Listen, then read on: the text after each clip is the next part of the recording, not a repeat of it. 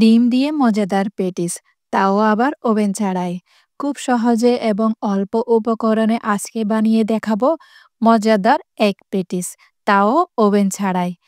আসসালামু আলাইকুম everyone, welcome to Mehnus mom's kitchen.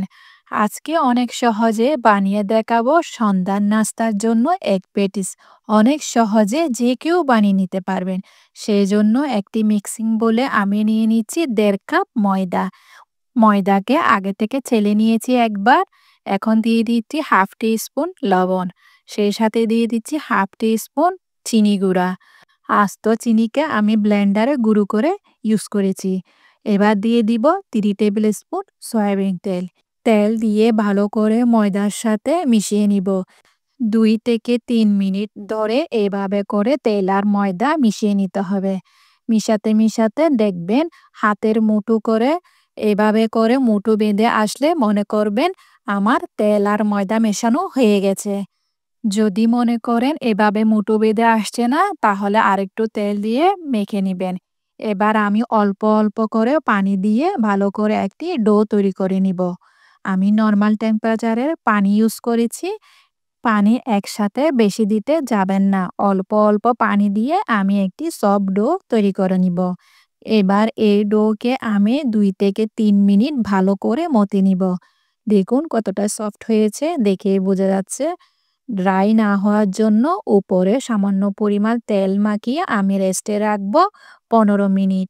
চুলায় একটি ফ্রাই প্যান বসিয়ে এর মধ্যে দিয়ে দিব 2 টেবিল স্পুন তেল।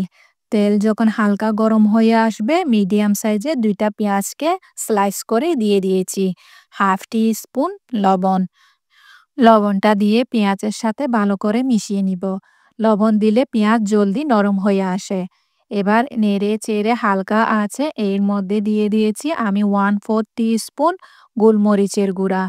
গোলমরিচকে আপনি ক্রাশ করেও দিতে পারেন। হাফ টি স্পুন চিলি ফ্লেক্স।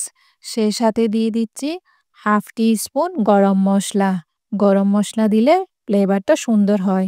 হাফ টি স্পুন চাট মশলা, স্বাদটি দ্বিগুণ বাড়ানোর জন্য। এবার সব উপকরণ একসাথে মিশিয়ে খেয়াল রাখবেন চুলার আঁচ কিন্তু লোতে থাকবে। এখানে আমি আর কোনো প্রকার মশলা ইউজ করব না। বিশ্বাস করুন এই পেঁয়াজের ফিলিংটা কতটাই টেস্টি হয়েছে, না বানালে বুঝতেই পারবেন না। এক পাশে রেখে ঠান্ডা করে নিব। এবার একটি বাটিতে আমি পরিমাণ মতো তেল নিয়ে নিয়েছি। সেই সাথে আমি পরিমাণ মতো কর্নফ্লাওয়ার দিয়ে একটি মিশ্রণ তৈরি করে নিব।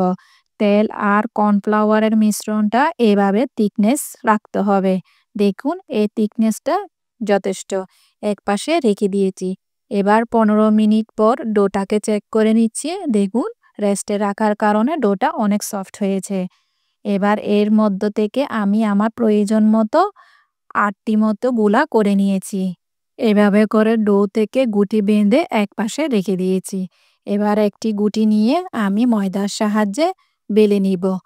যেভাবে করে আমরা রুটি বানাই ঠিক সেমভাবে করে আমি রুটিগুলাকে এইরকম পাতলা করে বেলে নিয়েছি সব রুটি।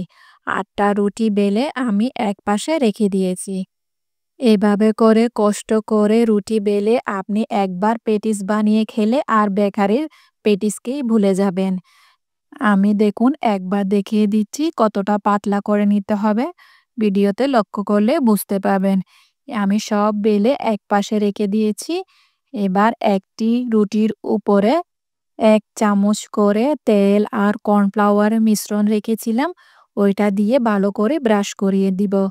পুরো সম্পূর্ণ রুটির উপর আমি লাগিয়ে নিয়েছি।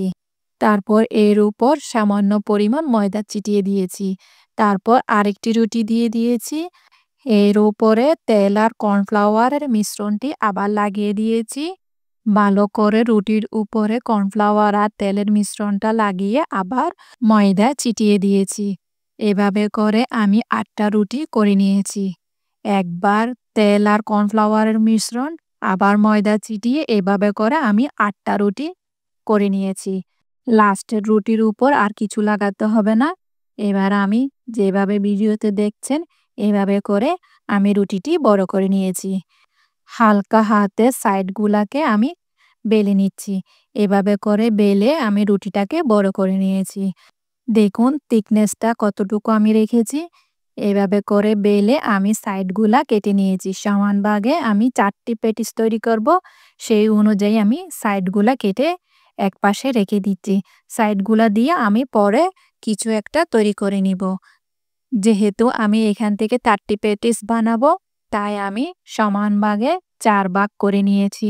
এবার পেটিসের শীটগুলাকে আমি হালকা হাতে একটু বেলে বড় করে নিচ্ছি। ৪ কোণাটা একটু সমান হওয়ার জন্য তাই আমি বেলুনের সাহায্যে একটু বড় করে নিয়েছি। পেঁয়াজের ফিলিং থেকে আমি ২ থেকে ৩ টেবিল স্পুন মতো পেঁয়াজের ফিলিং দিয়ে দিয়েছি। আমি আগে থেকে ২ টা ডিমকে সিদ্ধ করে রেখেছিলাম। এবার ডিমের মাঝখানে হাফ করে আমি ২ টা ডিমকে ৪ টি পেটিসের উপর দিয়ে দিয়েছি। এবার হাতের আঙ্গুলের সাহায্যে আমি পুরা চারিদিকে পানি লাগিয়ে নিয়েছি। পানি লাগিয়ে এভাবে করে আমি বাসটা দিয়ে নিচ্ছি। ভালো করে বাসটা দিতে হবে যেন তেলে গেলে কোনো অংশ খুলে না যায়। পানি লাগিয়ে ভালো করে পুরা মুখ বন্ধ করে দিতে হবে। শেপটা হাতের সাহায্যে শেপটা দিয়ে নিব। এভাবে করে আমি সব পেটিস তৈরি করে নিয়েছি। এবার চুলায় একটি হাঁড়ি বসিয়ে তেল বসিয়ে দিয়েছি। তেলটিকে গরম করা যাবে না। একদম চুলার আঁচ লোতে রেখে আমি পেটিসগুলাকে ভেজে নিব। চুলার আঁচ কিন্তু বড় করা যাবে না, না হলে ক্রিস্পি হবে না। সেই জন্য চুলার আঁচ একদম লোতে রেখে তেলের পরিমাণটা ঠিক রেখে আমি পেটিসগুলাকে ভেজে নিব। যখনই বুঝবেন তেল গরম হয়ে আসবে, তখনই চুলা অফ করে দিয়ে তেলটাকে একটু করে ঠান্ডা করে নেবেন।